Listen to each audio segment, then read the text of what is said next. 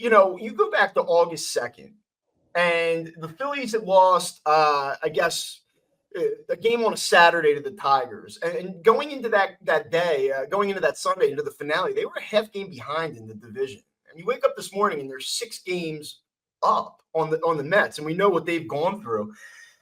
I guess, like, I don't even know where to start. How surprised are you that this has happened and it's escalated in the manner in which it has? And do you kind of think that they have now cleared that hurdle and they're going to surge past them and this is over? Or are they going to fumble again? Do you expect the Mets to climb back in? Like, how do you assess what the hell has happened in this division over the last 2 weeks? Yeah, I mean, I don't know that the Phillies are going to continue to play this well the rest of the way, and certainly the Mets aren't going to be this bad the rest of the way. But I talked to our mutual friend Mike McGarry last homestand, and I said, if the Phillies finish this road trip upcoming and they're up 5 games on the Mets, that's massive. Now, they may still finish this road trip up 5 games, but to be up 6 games right now, it's no, I did not see that coming. But I will say for much of this season, I felt like the Phillies were a team that should be buyers. They're in the mix for the World Series, but it's just something felt off. Like it didn't feel like a World Series team. Since they've gotten Duran and Bader's added something for sure. They feel more like a team that I could reasonably see going into the playoffs as potentially the favorite to emerge from the National League, especially in a year where there's not like an obvious team. I'm looking at some notes here. I did a little bit of research coming in. It's interesting. So if you go back to that day where they were a half game behind the Mets on August 2nd, Fangraphs gave them a 53% chance to win the division. And this morning it sits at 91.8. And so, I mean, things have dramatically changed and shifted in terms of the division dynamics.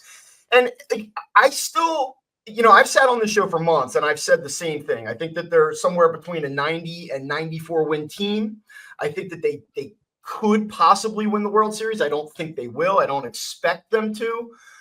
But in this moment, the one thing that's felt a little bit different, like they've won 7 of the last 8 games. They've had some good performances. The pitching's been really good. I believe over the last 8 games, they've given up 3 runs or fewer in 7 of the 8, 2 runs or fewer in 6 of the 8. Like that's sort of been their formula all along. What's been different, though, is you go back and you look at the game Saturday night. You get the big explosion Friday. Great. That's vintage Phillies. Saturday night, they lose that game. They don't come back in the 7th inning. It's not the bottom of the lineup that gets it done. Like, we have not seen that with this team. You see all the different situations recently where they've struggled to sweep. It had basically been 2 calendar months since they had swept the team. They get it done on Sunday. Last night is a stone-cold situational loss for that team. It's Taijuan Walker. They're facing Abbott, who's awesome. You don't have Duran. You don't have Strom. They fly in from Texas to Cincinnati.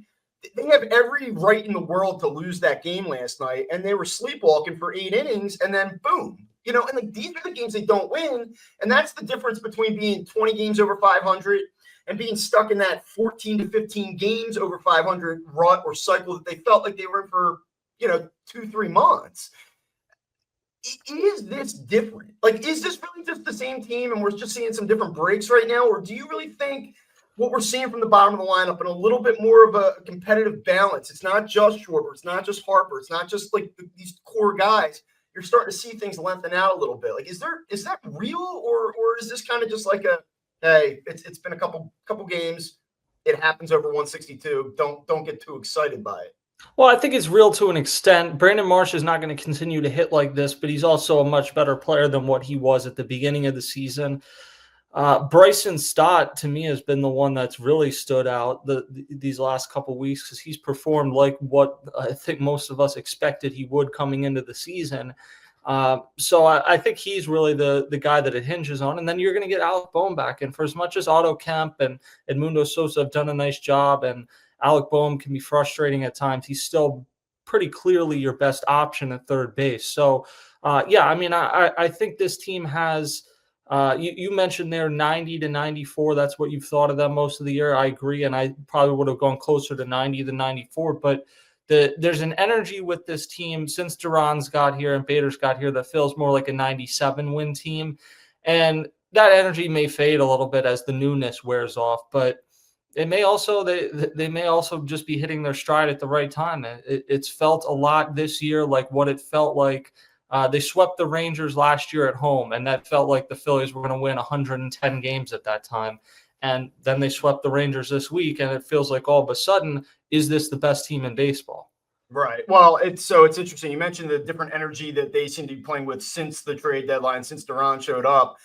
You go back now this month, and it's still early. I mean, it's August 12th. It's not August 27th. It's not a full sample of a month long. But since they've basically reconfigured and reconstructed and upgraded this bullpen, they have a 1.63 bullpen ERA. That's third best in baseball. They have a .72 whip out of the bullpen, best in baseball this month, and 156 batting average against, best in baseball this month. And so as we're trying to parse through what's real and what's not, do I think that the Phillies have the best bullpen in baseball all of a sudden?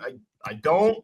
But do you feel like if this is about winning a World Series, can this team win it? You know, that's what all the talking points are. You turn on the radio. Do you believe? Are you on board? Like, that's what we always cycle back to, right? So let me just ask it to you plainly. Do you think that this current mix of bullpen arms is enough in October to win a World Series? Yeah, I do. If you have healthy Zach Wheeler going into the playoffs, I do think that this is enough. And that's what it is.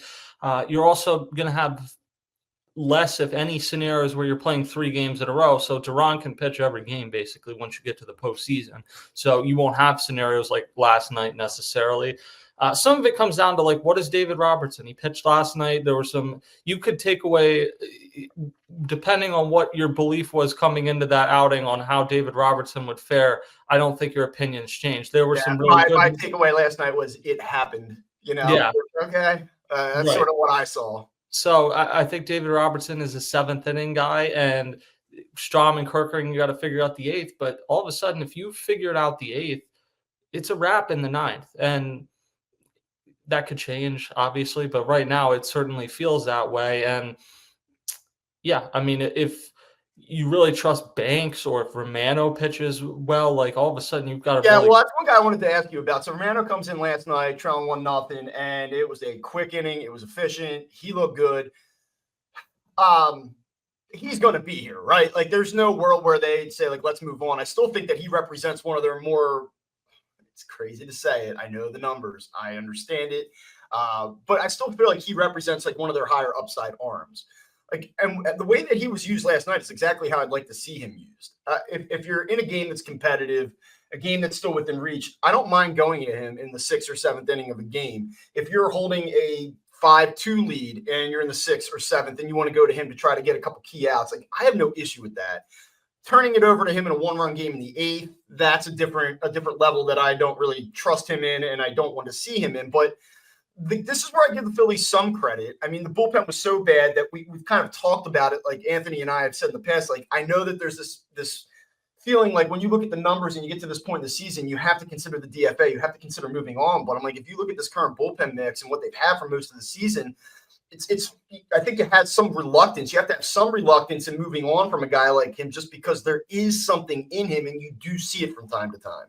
Yeah, if the month of May hadn't happened, I think it would be a clear DFA. The fact that he had a month where he looked lights out, I think you're chasing that to a degree, and maybe you'll get it, maybe you won't. It's one of the reasons you couldn't bank on it coming in the 8th or 9th inning. But if you're talking about can he pitch in the Jose Ruiz role from a year ago, yeah, I think he can do that. And if last night's any indication, like, he's got a chance to turn things around. So again, it's one of those hope for the best, don't expect the best situations, but they don't really have, like, who, if not him, who is going to be into that role, I guess.